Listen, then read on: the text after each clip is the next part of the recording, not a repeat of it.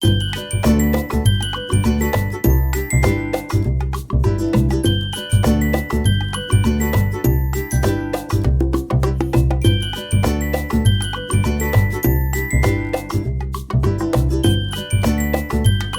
Guys, कैसे हो आप सभी। उम्मीद करती हूँ आप लोग बहुत अच्छे से होंगे, खुश होंगे, मस्त होंगे। मैं भी बहुत बढ़िया हूँ। आप लोगों का स्वागत है मेरे channel Indian blogger Neetu Singh में।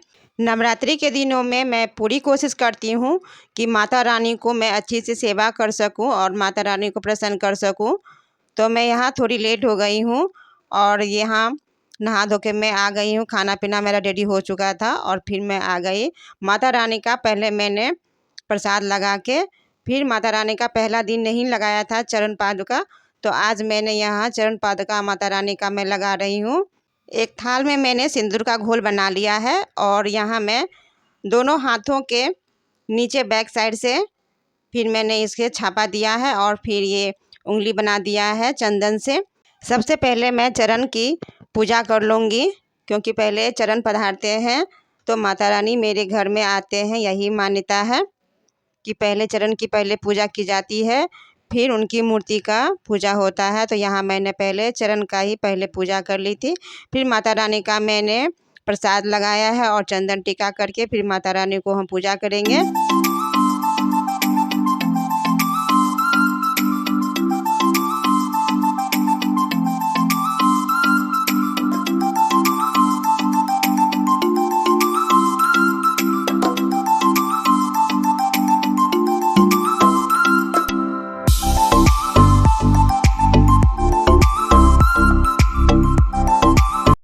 आप सभी दोस्तों को चैत्र नवरात्रि एवं हिंदू नव वर्ष की बहुत बहुत शुभकामनाएं।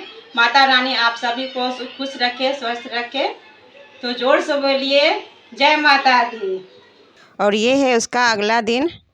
यहाँ मैं पहले कुछ प्राणायाम कर लेती हूँ, फिर सारे घर का काम निपटाऊंगी।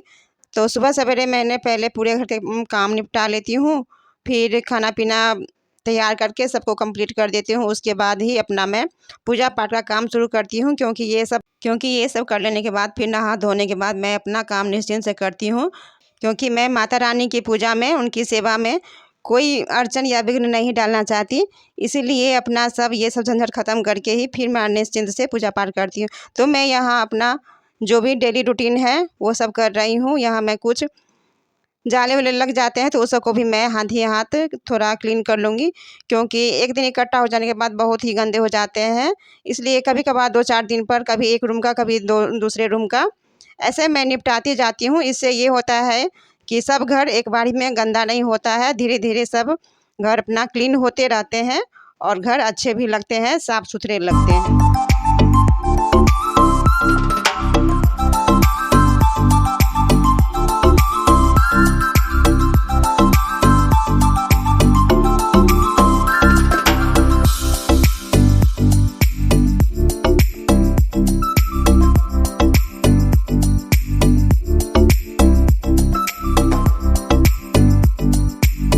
अभी तक मेरा सारे क्लीनिंग का काम हो चुका है। ऊपर और नीचे का मैंने सारा क्लीनिंग कर लिया है, सिर्फ नीचे वाला पोछा रह चुका है।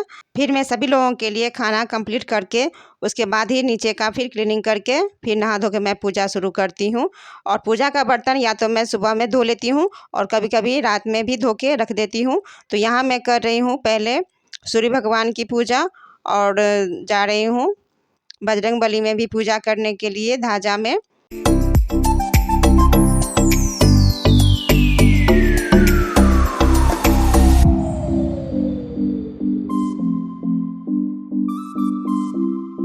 अभी हम लोगों के यहाँ मौसम बहुत ही बदल चुका है और बहुत ही धूप निकलती है, 40 से ऊपर भी जा चुका है हम लोग के यहाँ टेम्परेचर। तो हम लोग का कपड़ा अभी नहीं डालते हैं दिन में, या तो रात में डाल देते हैं या तो सुबह में डाल देते हैं। और यहाँ आप देख रहे होंगे सुबह में मैं डाली थी कपड़ा और अभी उठा के ले जाऊँगी। और यहाँ मैं कर रही हूँ तुलसी चौड़ा जी की पूजा, बजरंगबली जी की पूजा। तो यहाँ मैंने तुलसी जी के पास ही यहाँ मैंने बहुत सारे फूल भी लगा रखे हैं, तो मैं उसी से तोड़ के पूजा कर लेती हूँ। और ये अपने आप ही अभी निकल चुके हैं। अभी मैंने कोई इसमें अभी नहीं कुछ मेहनत की है, गमले सब में वैसे ही फूल सारे निकल आए हैं। बारिश होती रहती है तो फूल निकल ही आते हैं।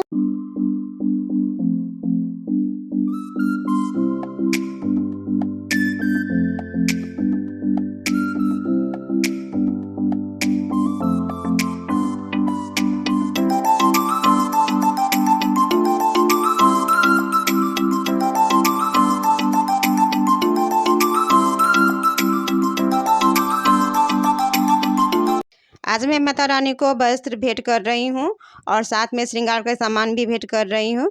फिर इनका चढ़ाया हुआ वस्त्र और श्रृंगार का सामान प्रसाद हो जाता है, तो हम लोग फिर इसको बाद में अपना यूज़ कर लेते हैं, खुद ही अपना पहनते हैं। और फिर मैं यहाँ चढ़ा रही हूँ पान और लौंग इलायची। और फिर मैं उनसे क्षमा मांग लेती हूँ कि जो भी मुझसे गलती हुई होगी तो उसे माँ क्षमा कर देना अपनी बेटी समझकर। फिर मिलते हैं एक नए ब्लॉग में आप लोगों के साथ। तब तक के लिए thanks for watching and bye bye.